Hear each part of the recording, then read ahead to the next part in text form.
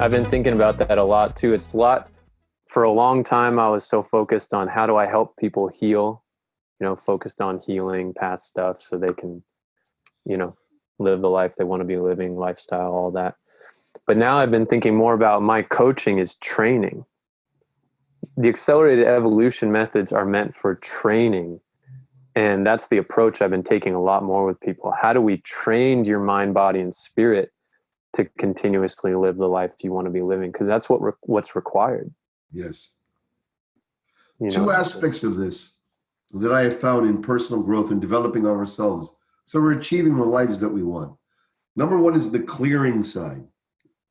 So with accelerated evolution, the work that you do, you have this very powerful way of clearing people. Especially you have this very powerful way of zeroing in on what people's core emotional knot or problem is that perhaps they're not facing, they don't want to face, or they've tried facing it before and they haven't had great success, or they don't even know how.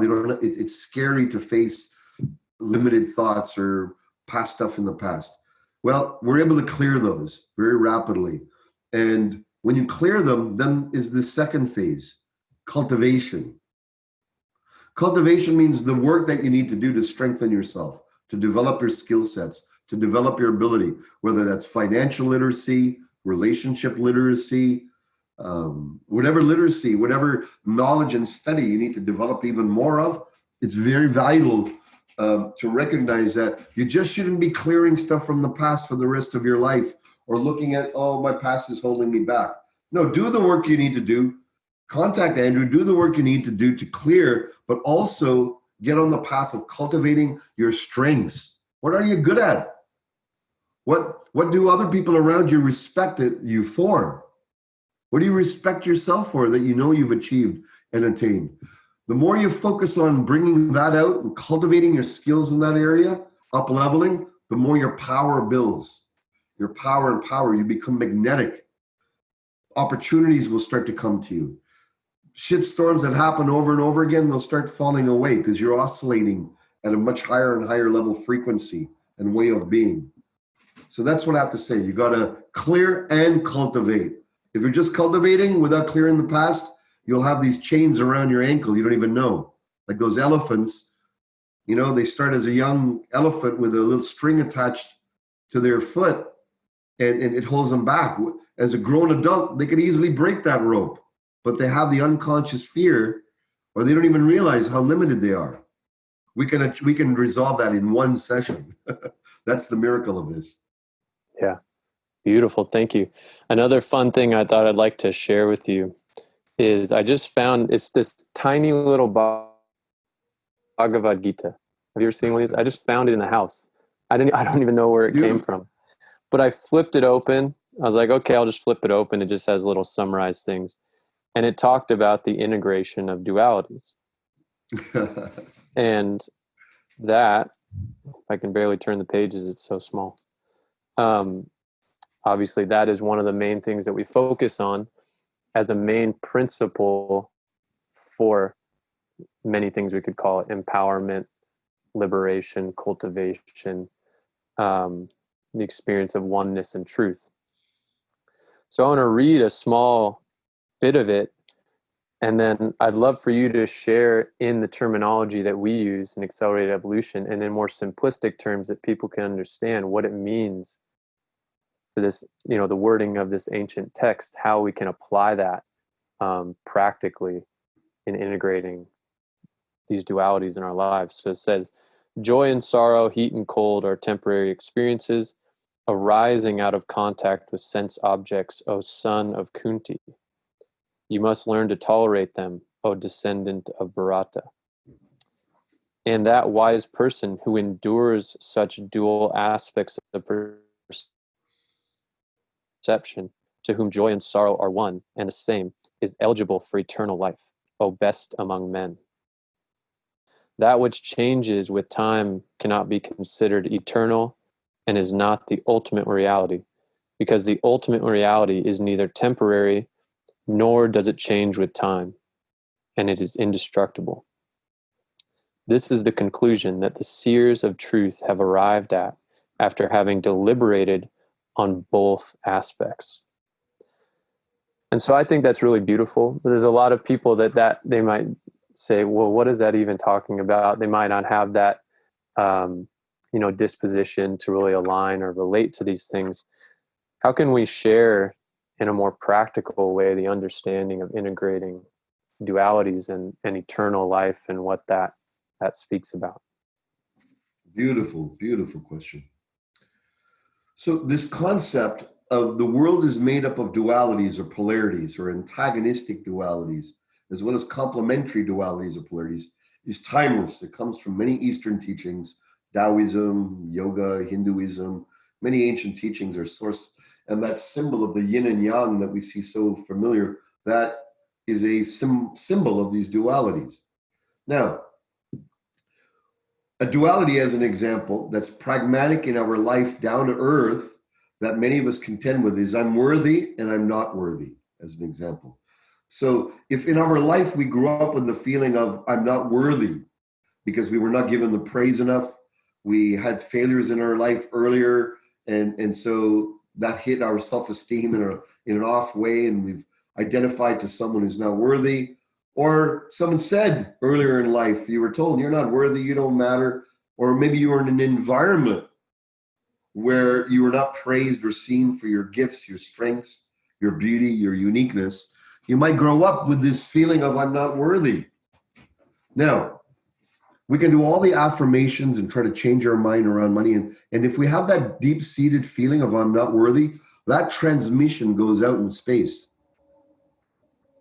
So either you'll look less confident, your posture will be less confident, you'll tend to be breathing shallower. In meetings, you might be the one that tends to be a little bit more shrouded. Your aura, your energy might be a little bit smaller without you even knowing. You might be wondering, how come people don't respect me? How come they don't give me the time of day or respect me? How come they don't like my ideas? That's because it's not about them. There's something in our transmission, in who we're being, that's getting across that inside I don't feel worthy enough. And the other thing can happen. There's some people who don't feel worthy and have enough self-esteem. They go the other way. Rather than become small and diminish themselves, they become bombastic. They grow an ego field. Look at me, I'm the best at everything. I can do this, and I'm better than you, and all of that bravado, machismo, that's unhealthy. This is an expression of not feeling that you're worthy enough. So what's the opposite of not worthy is I am worthy. I am of value. I do mean something. My place, my voice, my life, my mission, my vision, even just me alone means something to the world. I am worthy just because I'm here. Not because of what I've achieved, what marks I've gotten, what I look like, what belts I've achieved, what money I've made, what girl I found or guy I found or whatever it is. Whenever we look for external validation for our insides, for that lack of wholeness inside, we will always be shooting ourselves in the foot, somewhere sooner or later. So, how do we deal with this? Well, if we swing from I'm not worthy, and then we say, I'm worthy, I'm worthy, I'm worthy, when something happens that perhaps didn't work out our way, our unconscious feeling can come up again, I'm not worthy. See, look, the universe proved it to me. So we can go back and forth between these pendulums of I'm worthy, I'm not worthy, I'm worthy, I'm not worthy, stay stuck in them.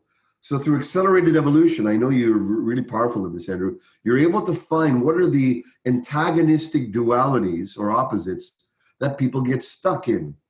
There's ones related to money, such as money is good and good for everybody.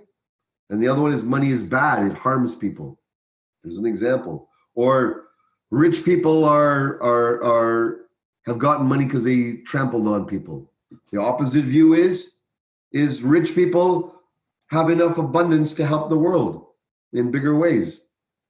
So it's very valuable to start seeing, where do I have these antagonistic dualities? I'm worthy, I'm not worthy. Money is good, money is bad. Marriage is good, marriage is bad. This is helpful, this is not helpful. Another one we see in the political realm right now. This party, this side is right. and righteous. This one is bad and evil. Those are examples of dualities being inflamed and pushed. The whole media system is pushing and aiming whatever it can to hook us in to this feeling of antagonism and for and against. And if you're not for us, you're against us. These are all examples of antagonistic dualities. They go from within, and they also are manipulated in us. Those who are in media, they know how to manipulate us to be able to get drawn into, suckered into that fight. But if we can integrate these, I'm worthy, I'm not worthy, when they integrate, then what happens is we're left in a place of peace and wisdom where we feel our own wholeness, and we don't have to have this struggle of am I worthy or not worthy anymore. That's an example.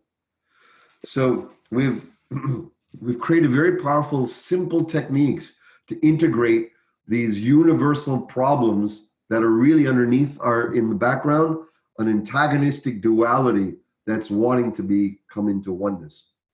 When they come into oneness, it's like, I don't even have to worry about being worthy or not worthy anymore. You start to recognize how silly that even concept was, and then you just get to then enjoy who you really are and value you for being you. So this is the pragmatic way of discerning, seeing, looking for the dualities, and then coming into peace with them inside of yourself. Thank you. Amazing.